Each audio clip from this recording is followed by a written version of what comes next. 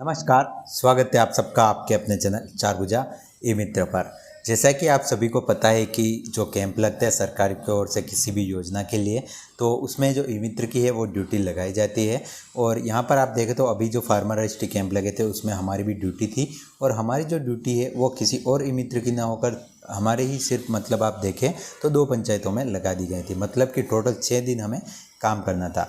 6 दिन में आप देखें तो लगभग 7 से 8 हज़ार रुपये हमारे जो शॉप पर हमें मिलते हैं, जो हम नॉर्मल काम करते हैं वो हमें पूरा नुकसान होता है। क्योंकि आप देखें तो वहाँ पर हमें कोई भी पेमेंट नहीं दिया जाता है। अभी तक तो मुझे नहीं दिया गया है। 3-4 साल मुझे भी ई मित्र का काम करते हुए हो गए हैं, और ये काफ़ी बेकार पार्ट रहता है। मतलब कि आप देखें 6 दिन अगर आपकी शॉप बंद रह रही जिसमें आपको रेंट भी भरना है, सब कुछ होता है, तो ये काफ़ी मतलब बुरी चीज़ आप मान सकते हैं। क्योंकि वहाँ पर सिर्फ ई मित्र वाले ऐसे होते हैं जिनको कोई पेमेंट नहीं दिया जाता। बाकी सभी लोगों के आप देखें तो पेमेंट चालू होता है, उनकी तनख्वाह होती है। पटवारी हो गए, सभी हो गए, जितने भी अधिकारी हैं उन सभी की जो इनकम है वो आती है। पर हमारे जो पूरी इनकम है वो रुक जाती है। मतलब उन 6 दिन में हमें जीरो पेमेंट मिलता है, मतलब कोई भी पेमेंट नहीं मिलता है। तो ये काफ़ी बैड पार्ट रहता है और काफ़ी मतलब बुरा भी लगता है, क्योंकि हम वहाँ पर इतना काम भी करते हैं।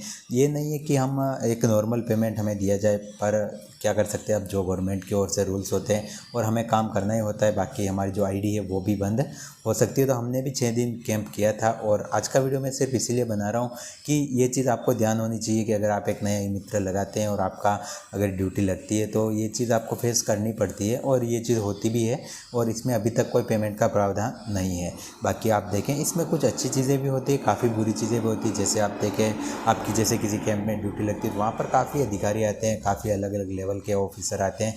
उन सभी से आपकी जो जान पहचान है वो बन जाती है। तो इससे आपको आगे अपने ई मित्र से जुड़े हुए जितने भी काम होते हैं वो करवाने में काफ़ी ज़्यादा आपको समस्या नहीं आती। मतलब कि जैसे आपके पटवारी साहब से कुछ कॉन्टैक्ट्स हो गए तो उनसे आप जैसे कभी कुछ साइन करवाने किसी डॉक्यूमेंट पर, तो आपको वो पहचानते हैं, तो उनसे आपकी जो जान पहचान है वो हो जाती है।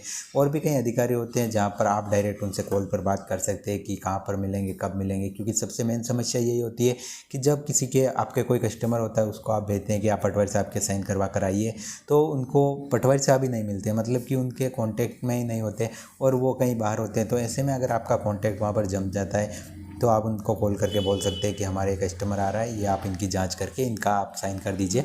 इस टाइप में अलग अलग स्तर पर अलग अलग कई तरह के अधिकारी होते हैं, उन सभी से आपकी जान पहचान बढ़ती है।